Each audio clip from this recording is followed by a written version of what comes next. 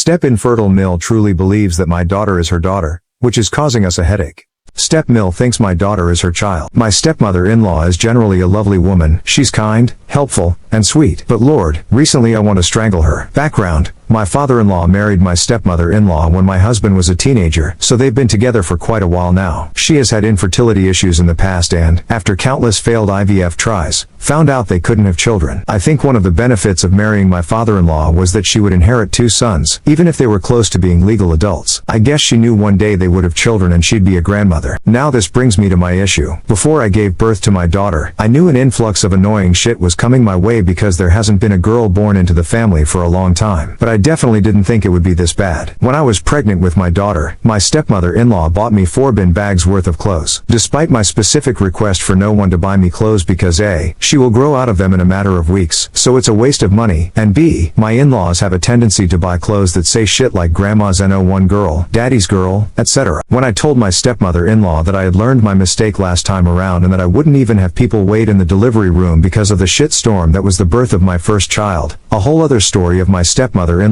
versus mother-in-law and who can outcry each other, she knows I have clear boundaries and has seen the repercussions when people overstep them with my mother-in-law. So instead of complaining to me, she said, "Oh, okay, I understand," but I was told by my father-in-law later on that she cried herself to sleep every night for a week. I have a good relationship with my stepmother-in-law, so this did hurt me to hear, but at the same time, it felt like a guilt trip. I sat her down and told her this wasn't about her and of course she'd be involved in my daughter's life. Just hold off for a bit. She seemed to understand, but she clearly didn't because the past year has been difficult to say the least. This leads me up today. I'll bullet point to make it more organized. She constantly refers to my daughter as variations of her precious little girl, a common trend that my in-laws all have. To be honest, my mother pointed out how weird it was. I walked in on her hovering over my daughter in her crib, saying, "You're the child I have prayed for, my little girl. God has truly answered my prayers." She tried to give my daughter a middle name because I got to give my daughter her first name.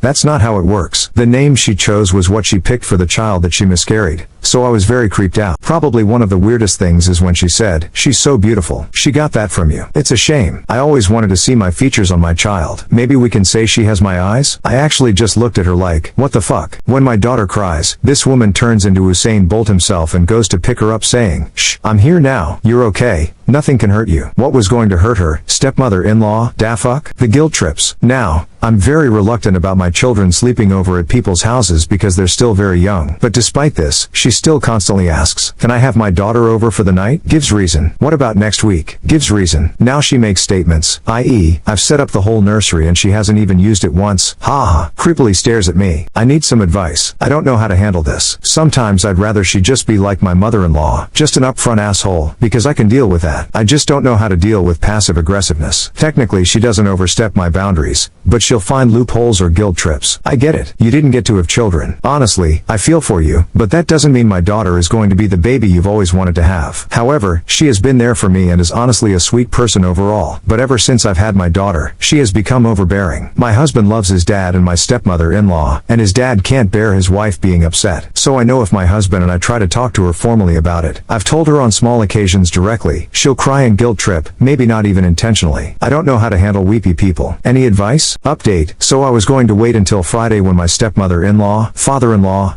brother-in-law, his wife, and kids come over. My naive self thought this was a take her to the side for a 5-minute chat situation. But you guys scared the fuck out of me, more like the sense into me, with your comments, so I had to get my ducks in a row immediately. Now, I have to say the stories of this sub, some of which you've brought to my attention. Also shout out to the person who linked the trailer to The Hand That Rocks the Cradle. The singular most terrifying movie clip I've seen as a mother is so out of my spectrum and everything I know it was hard to adjust to, let alone coming to the realization this could be my situation. Okay, I'll give you a rundown of last night's events. As soon as I saw my husband in the evening, I burst out crying. He just looked at me shocked because I rarely cry, so even if he didn't think the stepmother-in-law situation was bad before, he knew it must be to be making me feel this way. I began by telling him everything. He would notice, and I would occasionally tell him when I was at the brink of ripping my hair out the shit stepmother-in-law would do, but never in full detail, mainly because when I see my husband, I want to have a real conversation with him. It was like word vomit. I told him about the pet names, the constant holding, the running together get her before me, the clothes, all the shit through my pregnancy, the nursery, the constant whispering in our daughter's ear of God knows what, the photo album of our daughter. She takes pictures constantly and has already filled out a massive photo album. She has more photos than me, the sad statements, the looks. Fuck, I forgot to mention the looks in my first post. When I'm holding my daughter, she would just give me the weirdest look. It's like a combination of sadness, creepy, anger, and confusion. I finished by reading him a few of your comments. I highlighted what a lot of you guys said, that my stepmother-in-law didn't properly address or handle her grief, and it has manifested into an obsession with my daughter. Her unhealthy attachment to our daughter is not only damaging to my daughter and son, who will grow up noticing the different attention they get from her. Everyone else treats them the same, but also her own mental health. I made it clear I do genuinely have love for my stepmother-in-law, but I'm scared with this unhealthy attachment, and it's more serious than we both previously thought. I need both of us to talk to my stepmother-in-law and father-in-law because I'm scared about how this could end. He just sat there and listened to everything I said and read. The first thing he did was hug me, and for someone who doesn't cry, Lord, I think I cried for England in that moment. He began by saying he always knew she hadn't processed her grief properly and told me a few instances when he was a teenager. He said, first things first, my dad has to realize that his wife is his primary concern and she needs help. And my husband's primary concern is me and the kids, and his dad needs to respect that. He said we should talk to them together because his dad will most likely try to shut it down if he just speaks to his dad separately. We had a whole plan to start off from a point of concern rather than attack, slowly branching into our issues, outlining our rules and boundaries clearly and firmly that were not to be overridden, manipulated, influenced, or stomped over. Any breach of our boundaries would indicate that my stepmother-in-law doesn't respect our role as our daughter and son's parents and as individuals. And with all violations, there are repercussions. Then coming back to concern, addressing her mental health, her processing her grief, best friend, who is like a sister to me and is in the loop because we're very close, went through her own miscarriage a few years ago and went to therapy and gave me the contact info of her therapist. We would be there for her emotionally as well. I made it clear to my husband that even if she agrees to respect our boundaries and acknowledges all the indirect ways she doesn't abide by them, I still want her to go to therapy because those issues won't go away, and if she can't inflict them onto our daughter, she will only internalize them and, in turn, cause herself more inner conflict, and I am genuinely concerned about her mental health. My husband agreed and said we'll outline that to be a necessity. We had notes, we were on the same page, the kids were sleeping, I had calmed down. Great. I got a text from my mother-in-law saying can she and my father-in-law come round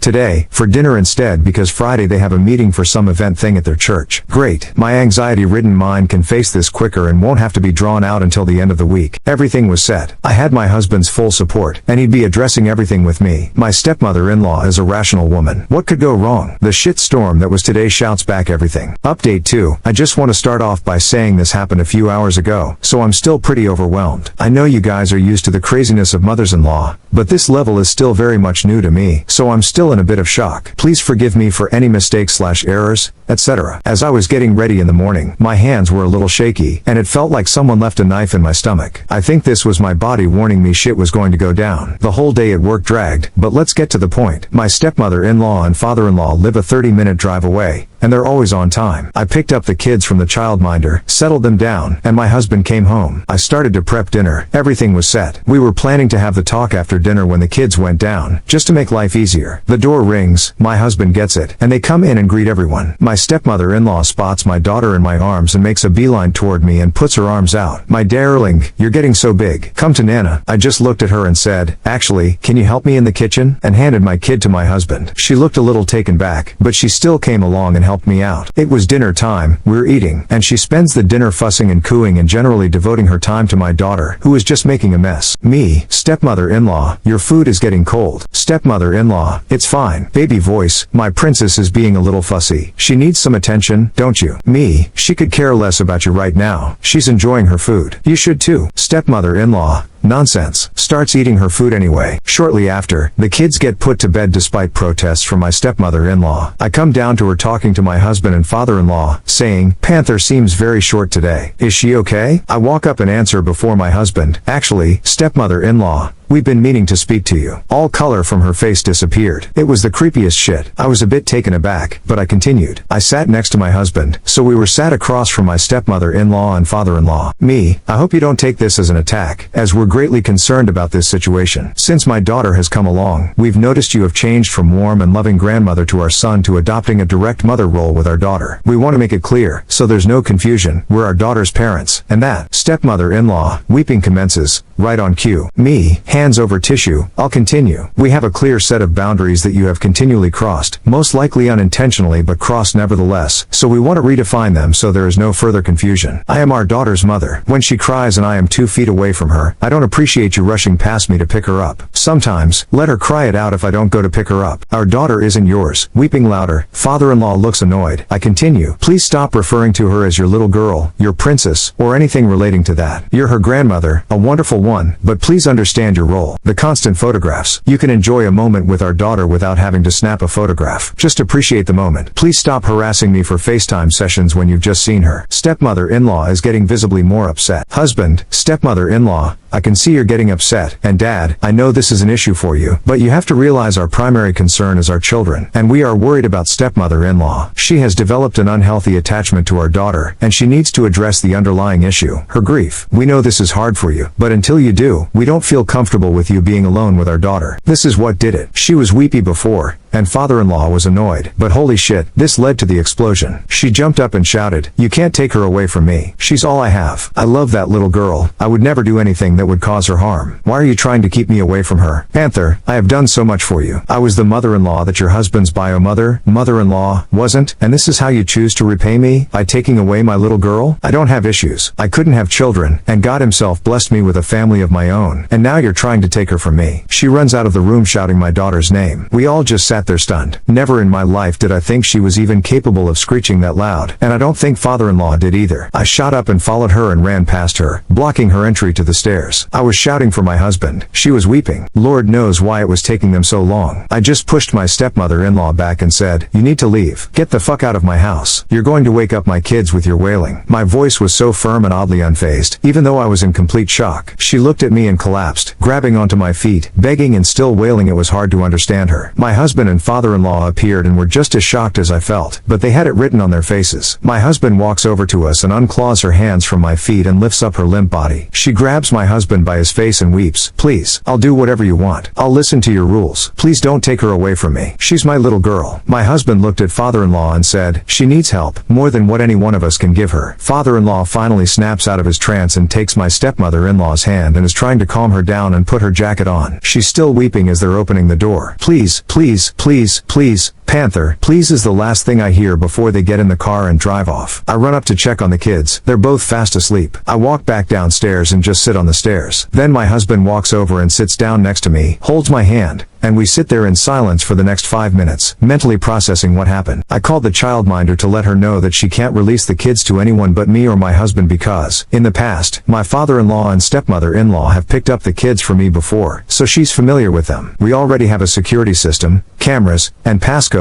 that only me and my husband know. I also emailed my boss, who happens to be my friend, to let her know I won't be in tomorrow. I doubt I'm going to get much sleep tonight. I'm pretty lost and stunned after all of this. Update 3. A lot has happened. I wanted to write it up while it was still fresh, but it kept tumbling into a massive shitstorm, so I've skipped out on details. You have all been so supportive, provided me with great advice, and have checked up on me, so I want to thank you all. Apologies for any errors in advance. The shit show. Everything was quiet for a few days. We hadn't heard from my stepmother-in-law or father-in-law directly, but my brother-in-law said his dad, father-in-law, was taking care of the situation, which I assumed meant father-in-law was taking her to see a professional. My husband texted his dad that we were glad he was taking the much-needed steps to get my stepmother-in-law professional attention, and there was no shame in that. We are concerned for her well-being, but due to recent events, we'll be limiting our contact, and there is to be no contact with the children until we see great improvement, though visits will still be supervised. We hope she's getting the help she needs and we wish them luck. He replied, "I understand and thank you." Cool. I took time off work because I was a little anxious, and we were in the process of hiring a nanny, not new, already pre-planned, but apart from the whirlwind that was the breakdown, I thought the situation was contained. This is where the narrator in my life says, she thought wrong. I didn't want to leave the house for Mother's Day, but my husband planned a whole day, so we agreed we'd celebrate it. I don't know why, but I felt a little guilty. In the back of my mind, I couldn't help but think of my stepmother-in-law, who we celebrate every year, and she was probably a mess. So the morning of, I laid out my makeup and went to have a shower. I come back, and several products are gone. I assumed it was stress and that I must have forgotten to put it out or misplaced it. So after looking for a while and not finding them, I just used different products and my spare brushes. It was odd, but not unlike me to misplace things, so whatever. We leave. My husband, the kids,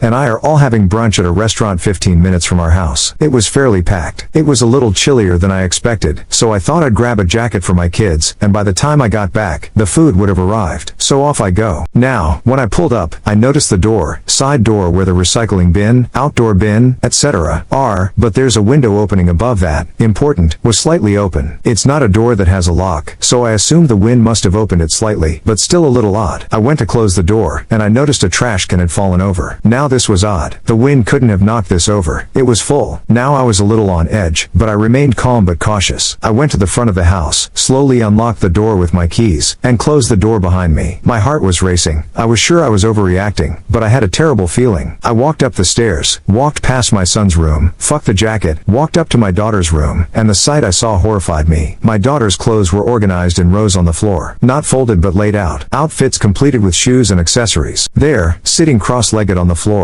was my stepmother-in-law. All I could say was, what the fuck? This lady got up so fast and sighed like she had been waiting on me. Thank God you're here, Panther. I came to celebrate Mother's Day with the babies. No one was here. I couldn't decide on what outfit to put her in, so I laid them out to get a visual. I literally thought I was the one going crazy. I took out my phone to call my husband, and she grabbed my phone and said, no, we don't have to do that, with the fucking creepiest grin. Now I was split. My heart was saying, fuck this shit, start swinging, but my head was saying, she's unwell, vulnerable, and clearly unstable. Me, stepmother-in-law, you need to leave right now. You're not supposed to be here. We are no contact. Stepmother-in-law, but it's Mother's Day. It's the day God meant for mothers and children. I should be with my baby. Me, I was done. She is not your daughter. I am her mother. She is my daughter. You're not even biologically related to her. I'm done with this shit. Snatch his phone back. I started to walk down the stairs to call my husband from downstairs, and this woman is sobbing behind me. I was so done. A bitch had run out of patience. I call my husband and tell him. He wanted to drive back, but I didn't want him to bring back the kids, so I said drop them off at my sister-in-law's house, then come. This woman was screaming over my shoulder, Panther, is that your husband? Is he bringing our daughter? I knew you'd come around. See, this was a misunderstanding. Babies are supposed to be with their mothers. Starts laughing. Me, you're delusional. I can never let you be around them. You broke into my house. Who does that? I'm calling the police. Stepmother-in-law sobs, you can't. We're family. I'm not doing anything wrong. You're trying to keep her from me. Half of me wanted to beat the sense into her, but the other half was so freaked out I thought it would be better for the police to handle this shit. The phone was ringing. As I said hello and turned back around, this woman has 2 kitchen knives, each one pointing at her temple. I never felt more powerless and horrified. She was sobbing that she can't live in this world without her baby. I try to speak calmly and slowly not to scare her, but fuck, I'm about to faint from horror. She's screaming and sobbing uncontrollably, saying she can't live in this world no more. It's too painful, too evil. I'm crying now, half because I'm terrified, the other half because what she is saying is horrible. I'm begging and pleading with her, but I know the only thing that'll get her to put down the knives is my daughter. I tell her she can't do this. How will it affect our daughter? Without her grandmother here? She needs you. She starts to whimper and drops the knives. I pick them up. The police arrive. The rest of the day was a bit of a blur. I remember my husband, father-in-law, and brother-in-law arriving shortly. I remember screaming at father-in-law that he was weak and cowardly and that he needs to put her into a hospital where she needs to be psychologically analyzed. I felt bad about how I was just screaming at him, but that was one of the most terrifying moments I've witnessed. My stepmother-in-law went into psychiatric hold, and she's still in the hospital right now. Neither I nor my husband have visited her, but my sister-in-law told me that for the first day she was screaming, just let me die, and crying for our daughter. It's been a week, but I was told she's made improvement. I don't know how to feel. On one hand, I feel our relationship is permanently damaged. I feel guilty because I know she's unwell, but a part of me will always feel she's unpredictable and therefore unsafe to be around. I'm British, if you couldn't tell by my phrases/spellings, but I live in the US, met my husband in college, got married, and stayed. So I don't have any of my own family to lean on here, but we have an apartment in another state where my best friend happens to live a 10-minute drive away, so me and the kids are going to go for a few weeks. We're also looking to move. This whole thing has been a trial, to say the least. Hopefully, this is the end of the madness. Update 4. Hey guys, I'll give you a rundown of what's been going on. My stepmother-in-law, A name is overdue. Any suggestions? Is out of the hospital. From what I've heard from my sister-in-law, her delusions have stopped, but she's very depressed at the reality of her life and what's happened. She's now attending therapy. The restraining order was granted. We spoke to our lawyers, and the breaking/entering charges were a lot trickier than we thought. Honestly, we think she needs mental help more than criminal correction, so we decided against it. We have a complete new security system that covers the whole grounds. New locks, new passwords. This all got changed on the day the house got put up for sale. I'm sad about this because it's my dream house, but too much has happened that it's ruined it for us. Plus, my stepmother-in-law and father-in-law live a 20-minute drive away. Way too close. The kids and I are temporarily staying in our apartment in another state. My stepmother-in-law has never been here, nor does she know the address. My friends have been really supportive, and my sister has flown over. She's been great. Still, I gave a picture to the doorman of what my stepmother-in-law looks like just in case. We finalized our will. We had already been doing this to ensure my father-in-law and stepmother-in-law will never be the guardians of our children. I just wanted to clear some things up in my last post. I don't feel sorry for her as in I'll forgive her. Poor her. She's not a threat. It's more that this is an unfortunate situation, and it's a shame it had to end in no contact. Don't get me wrong, I felt sad initially, but not enough to place her needs above mine or my children's. If I'm being completely honest, even with the restraining order, I think she will still come for us. I doubt she cares about legal repercussions. My sister-in-law said it took some time, but she didn't seem delusional anymore, just depressed, and that she cries all day that she won't see us for a long time because of what she did. I can't take the risk of her being around my children knowing what she is capable of, but they will no doubt try to guilt us into seeing them, especially with the birthdays coming up. Yeah, hell will freeze over before that happens. My father-in-law promised my stepmother-in-law that when she gets better, of course, she'll get to see us. My brother-in-law stepped in and said that's not his decision, and we've made it clear that my stepmother-in-law won't be around our children for a long time. She cried. The flying monkeys have hit us with full force. People from my stepmother-in-law's church called my husband. They were rambling on about how this situation is terrible and we should not abandon her in her time of need, etc. He hung up. The pastor of the church met with my husband, and he was lovely. He said we were taking the right steps to ensure the safety of our children. We have vacation plans already booked, so we'll be out of the country for a few months. Unfortunately, we can't move out of the US permanently. It isn't the right time for us, but we're definitely moving states. A fresh start is overdue. To top it off, my mother-in-law has returned from her travels in Timbuktu, harassing my husband for details and sweeping in, trying to adopt the stable parental, lol, and grandparent role, double lol. Great. Also, I never found the missing makeup. I had to repurchase the products, which sucks because it's expensive as fuck. Update 5. Hey guys, I've gotten a few messages about an update, and frankly, you guys have been with me from the start of this whirlwind and have helped me a great deal. So here goes an all over the place update. I can't go into everything because it's draining, so I'll give you guys the highlights. Even so, this is likely to be long. I've decided to go with Niobe because the namesake is eerily appropriate. Thank you little Tam too. A month ago, my sister-in-law FaceTimes me. She was at Niobe's house helping her clean, and she came across a suitcase. Intrigued, she opened it to find pieces of my clothing, shoes I haven't seen for months, bras, gloves, and a bunch of random stuff, including hair ties and perfume. When asked about it, Niobe said she used to take things of mine no matter how insignificant. She said she wanted to make things more familiar for my daughter when she was here. She asked her about my makeup, but she said she couldn't remember if that was something she took, which is understandable since she was so out of it that day. So the mystery of the missing makeup is still unsolved, but there's a lot of weirdness nevertheless. For the first few weeks, my father-in-law bombarded my husband with calls and texts. He never picked up. It turns out he would call my husband anytime Niobe was having a hard time to convince us to let her have a FaceTime session with the kids. Our children adapted pretty well. After our conversation with our son explaining why they won't be seeing their grandparents, he hasn't really asked or struggled not seeing my father-in-law or Niobe. Niobe is making steady mental progress. She's not delusional anymore, but she still has her own issues. I would be pretty proud of her if she wasn't causing me so much trouble. Her and her church minions have convinced themselves that my actions are far too drastic and that I'm doing this to be spiteful. That I use this opportunity to isolate my husband and my children from their family. But this is all to be expected from someone like me. That I think I'm better than them. Literally all things they have said in the presence of my sister-in-law. They also tried to rewrite what happened and have said I exaggerated and manipulated Niobe's unfortunate breakdown into creating my own demented narrative. In a matter of weeks, she has managed to take away my son and beloved grandson as well as my beautiful granddaughter. Every couple of weeks, I get calls from people asking me if another rumor is true, including, but not limited to, that I cheated on my husband and that I convinced him to move so he didn't have to live in the same city as my lover and that my leaving was nothing nothing to do with Niobe but my own shortcomings that I have tried to project onto Niobe. Please laugh with me. When they found out we were moving, inevitable as one of her friends lives near us, they flipped out. The following conversation took place. Niobe, she's taking this too far. I understand I was in the wrong, but to move to another state. Wait, is she planning on leaving to England? She can't do that. Brother-in-law, yeah, I don't think you have a say in that. Niobe, I am still their grandmother. She can't do that. We're not planning to move to the UK anytime in the near future, if ever. It's just not right for us right now,